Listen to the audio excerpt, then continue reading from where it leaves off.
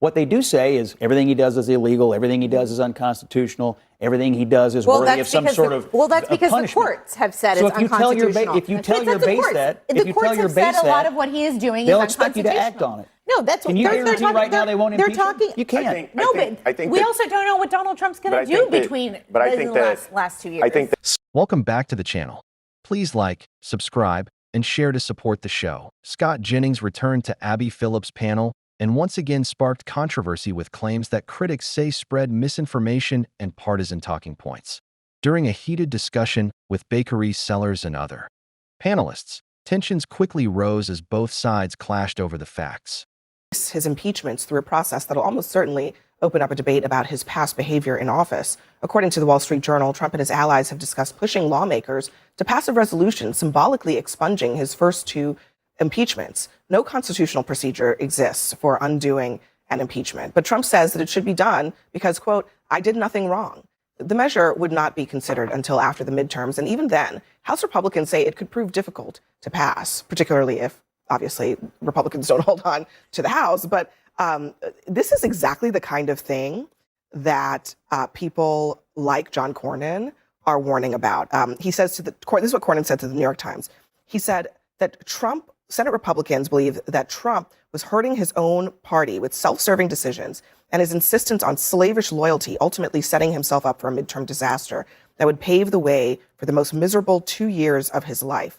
And in the interim, Cornyn says, he reserves the right to choose where I'm going to or not going to defer to Mr. Trump. I cannot think of anything that is a worse distraction than relitigating Trump's two impeachments. Before, after the midterms, it doesn't really matter. It doesn't erase the fact that he was the only president impeached twice. It doesn't erase the fact that now the American people will remember that he was impeached twice.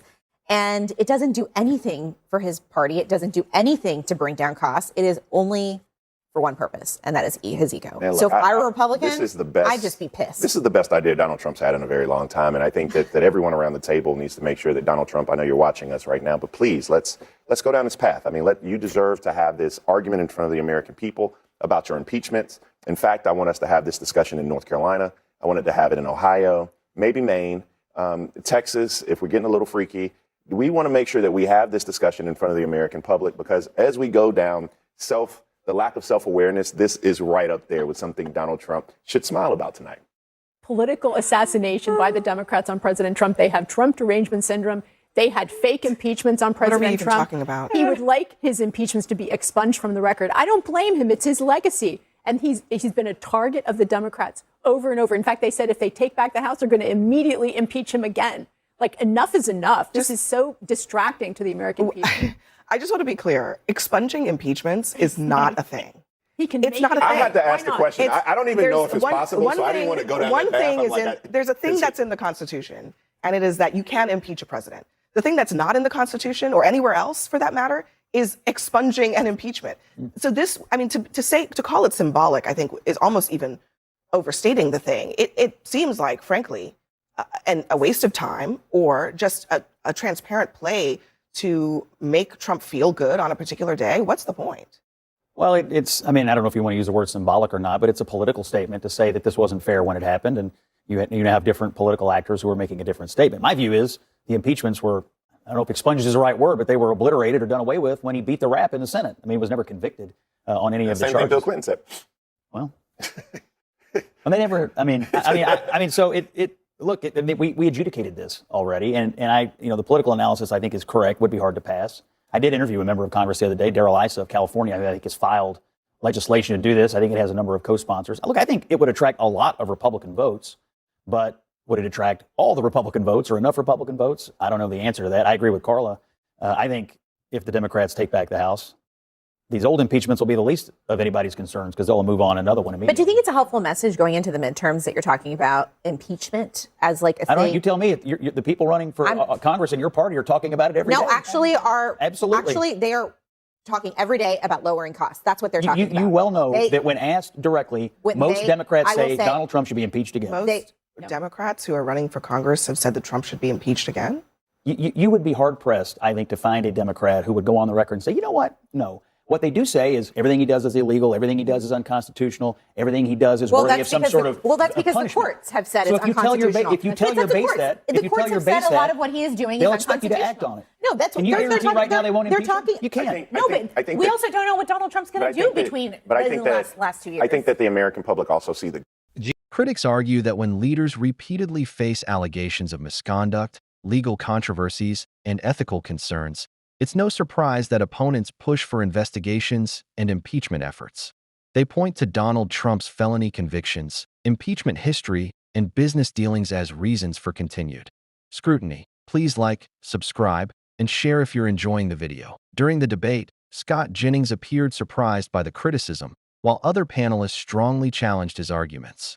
The discussion quickly turned into another heated clash over accountability, political messaging, and public perception.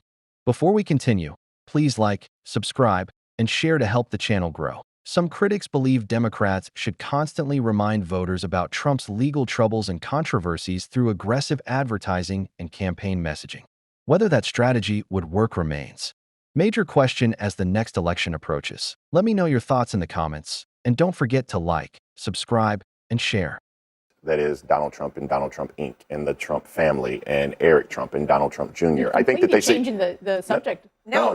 He wants to impeach him. No, what I'm saying is the American public right now we're talking. Scott Jennings laughing at Bakari Sellers. He wants to impeach him. The vast majority of the country wants Donald Trump impeached or just no longer in office and to never think about him again. That's what most Americans want.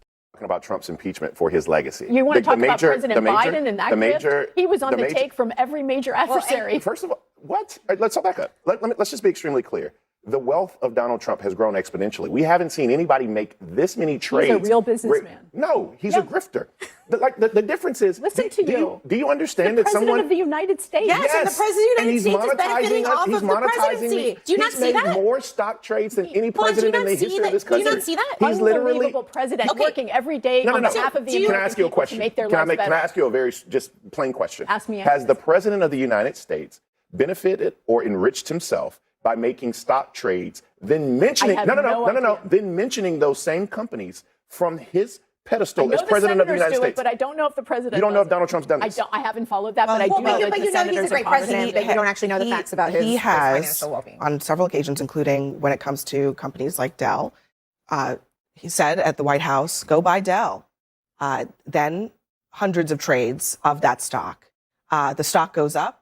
He benefits from it. And that's just one aspect of this. There's also his family doing business in drones, in cryptocurrency, and other areas where they are either getting contracts from the federal government or the president has the ability to regulate those industries to their benefit. So those are the types of questions that are on the table right now that are very real, and that I think, Bakari is hinting at. Democrats are going to look into whether that looks like impeachment or not. It's called accountability and oversight. It might just be oversight, and that might be it. But he's not trading himself. You know they do. No, they're going to do oversight. They will do oversight. But honestly, You're guaranteeing no 1% I will guarantee you that they will do oversight, and they're going to look No, let's back up. Let's be honest. Members of Congress always file impeachments. I mean, Shree filed an impeachment resolution. I believe Al Green filed an impeachment resolution. That's going to happen. But also, you're going to have Democrats who are talking like Sherrod Brown, who's talking about things like inflation.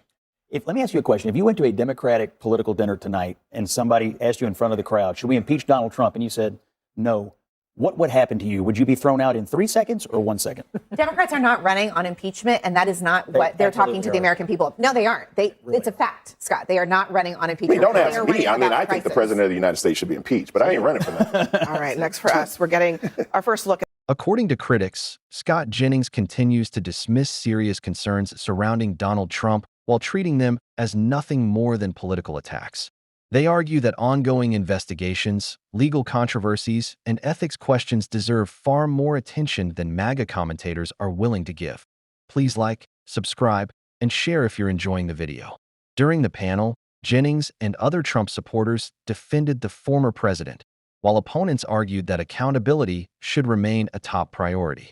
Some Democrats believe that if they regain power, investigations and hearings should continue to examine Trump's actions and decisions. Before we go further, please like, subscribe, and share to support the channel. Critics also argue that some pro-Trump commentators spend more time defending the administration than addressing the substance of the allegations.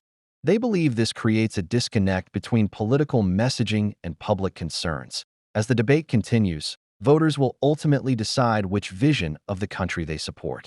Let me know your thoughts in the comments below, and don't forget to like, subscribe, and share before you go.